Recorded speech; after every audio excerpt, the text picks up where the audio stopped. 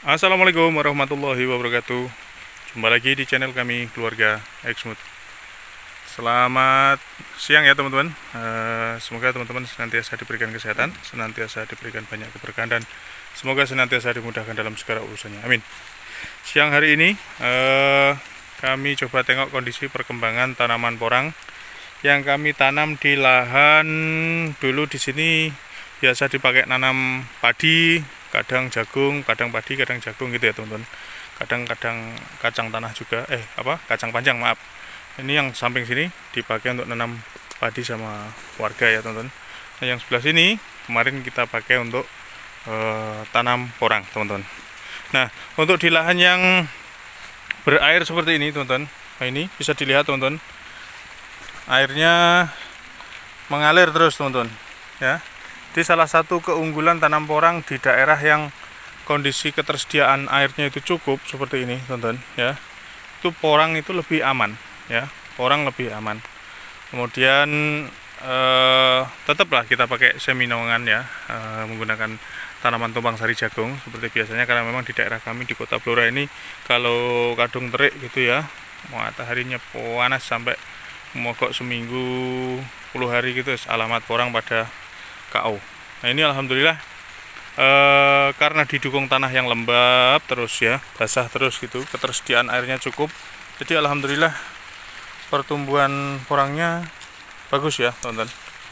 Pertumbuhan porangnya bagus. Nih hidup berdampingan dengan jagung ya teman-teman, hidup berdampingan dengan jagung. Nah ini rata-rata seperti ini.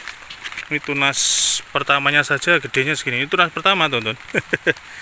Baru juga tunas pertama, karena di sini dulu kami tanam dari bibit katak rata-rata si 200. Nah ini tunas keduanya. Oke lanjut ya teman-teman, maaf tadi memori di handphone full. Oke kita lanjut. Jadi di sini kami tanam rata-rata dari bibit katak ukuran 200 ya, plus minus lah ya, yang 180 pasti ada, yang 190 ada, 170 ada, yang 200.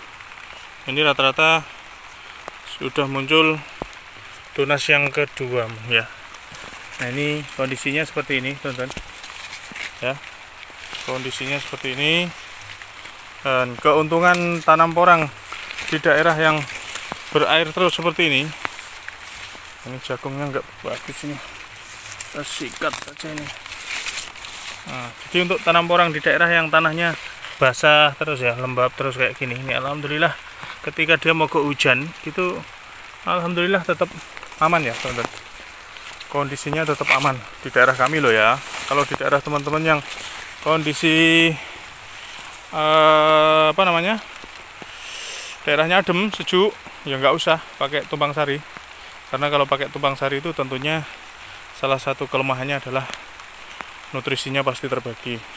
Semisal di sini ya teman-teman, ini kan akarnya deket banget ini sama porang ini. Nah, ini pastikan di sini berebut nutrisi. Sana juga itu ya. Nah, ini itu tunas kedua sudah gede-gede. Ini tunas keduanya juga sudah gede. Ini mau tunas kedua juga ini. Sampai sana itu alhamdulillah aman. Jadi di sini meskipun sama-sama di Blora ya, teman-teman. Di areal kami yang sini ini kan sama-sama Kota Blora ya. Cuma beda dengan lokasi yang lainnya. Maksudnya kami kan nanam di beberapa petak ya teman-teman, nanam di beberapa petak itu hasilnya beda-beda ketika lokasinya ada yang agak agak kering ya, karena kan kalau yang daerahnya agak tinggi tegalan gitu, tegalan ya namanya kalau daerah kami itu, begitu nggak hujan beberapa hari kemudian dihantam panas terus, itu modelnya tanah gampang kering, pecah. Itu untungnya kok masih ada naungannya ini jagung. Nah itu kalau nggak ada naungannya jagung yang lokasi seperti itu biasanya gampang gelelo ya, gampang gelelo porangnya itu gampang gelelo, loyo, terus kemudian ini kemudian mati biasanya. Tapi kalau yang di daerah adem seperti ini, ini kenapa ini tunas keduanya kok malah hilang ini. Jadi kalau yang di daerah tanah yang adem berair terus, ini kalau di daerah kami namanya lemah gadon ya. tanah gadon atau tanah ini apa namanya, ya tanah yang sumber air. Karena biasanya petani di daerah kami kayak gini dia bisa nanam padi bisa 3 kali teman-teman dalam 1 tahun loh ya.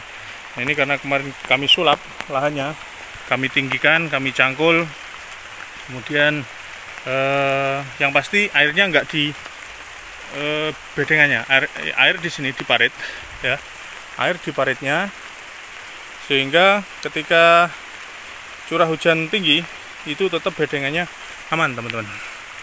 Ya aman, jadi porang-porang pun bagus pertumbuhannya. Dari tunas pertama, tunas kedua ini sudah gede-gede ini teman-teman ya. Oh itu ada ulat itu sebenarnya, kita sikat dulu ulatnya, sikat dulu ulatnya. Nah ini yang biasa bikin daun porang kita jadi. Bismillahirrahmanirrahim. Oke, jadi seperti ini teman-teman, tunas-tunas keduanya sudah muncul gede-gede seperti ini. Dan ini bisa dilihat kompos-kompos pupuk dasar yang kami pakai, hitam-hitam itu areng sekam, kemudian sekam mentah yang sudah jadi kompos. Ini kami campur sangat banyak sehingga pertumbuhan porangnya bagus ya, pertumbuhan porangnya bagus. Ini bisa dilihat, sini juga bagus, tunas-tunas kedua bagus, semuanya bagus, alhamdulillah. Jadi meskipun di dataran rendah seperti daerah kami di Blora ini teman-teman, tapi kalau airnya cukup seperti ini ya, ini parit-parit ini air selalu ada, terus selalu ada ya. Ini meskipun nggak ada hujan seminggu, 2 minggu, bahkan 1 bulan, parit ini tetap akan ada air, karena memang di sini sumber air istilahnya. Kalau di daerah kami ini memang sumber air. Nah, sumber air, sehingga apa? Pertumbuhan porang ketika dia mogok hujan pun tetap aman teman-teman ya, aman. Karena apa? Ketika di sini kering tanahnya, misalnya kena sinar matahari dari atas, ini kering misalnya. Nah, air yang dari bawah sini dia mengalir meresap ke sini, disedot oleh tanaman porang kita ya.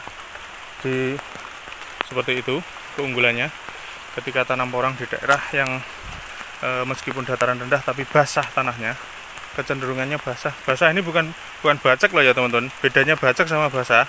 Kalau bacek itu ini nggak digulut, nggak dibedeng, terus air menggenang di seluruh lapisan tanahnya, itu namanya bacek. Tapi kalau kayak gini, airnya di situ, di kalenan lah ya, di parit-paritnya ini, tapi di tempat tinggalnya si porang ini dia tinggi, dia nggak terendam air, tapi dia bisa menyerap air dari resapan yang dari bawah. Nah itu keuntungan tanam porang di lahan yang sumber mata airnya bagus ya teman-teman, yang sumber mata airnya bagus, alhamdulillah pertumbuhan porangnya jadinya juga mantap ya. Jadi meskipun Allahu Akbar, meskipun curah hujannya kadang mogok, tapi tetap saja aman di daerah kami ini teman-teman ya. Curah hujannya tinggi ya aman, kemudian hujannya pas mogok ya aman, tidak ada masalah. Jadi sebenarnya kalau nggak kami kasih jagung pun sebenarnya sih nggak masalah ya, karena di daerah seperti ini ketercukupan airnya itu sangat melimpah ya, bagus alhamdulillah. Tapi ya nggak apa-apa, ini sampai atas sana yang jagung-jagung itu semua tanaman porang kami teman-teman. Jadi seperti itu teman-teman, intinya tanaman porang itu asal tempatnya adem, tempat hidupnya airnya cukup, tanah selalu lembab ya. Kayak teman-teman yang nanam yang biasanya dikasih mulsa kan lembab terus itu.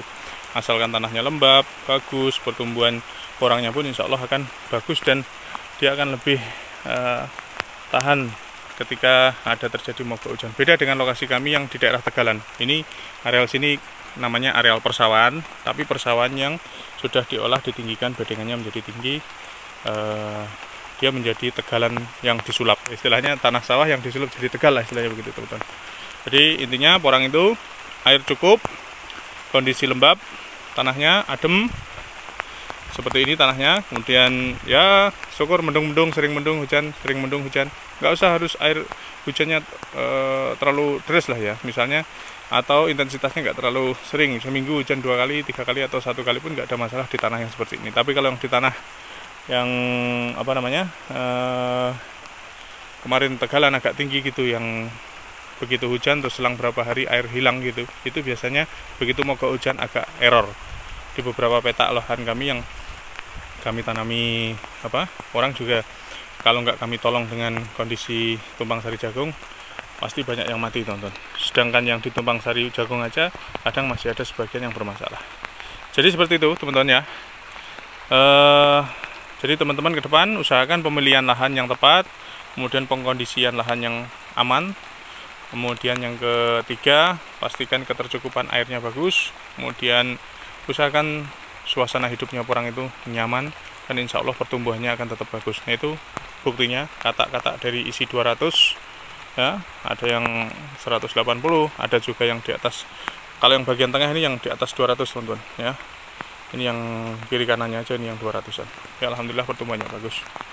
Oke teman-teman, tetap semangat berbudidaya tanaman porang, lakukan langkah yang tepat sebelum melakukan budidaya porang, pelajari lebih maksimal lagi ilmu tentang dunia porang supaya teman-teman ke depan tidak mengalami kegagalan, karena sekali gagal artinya kita akan mengalami kerugian.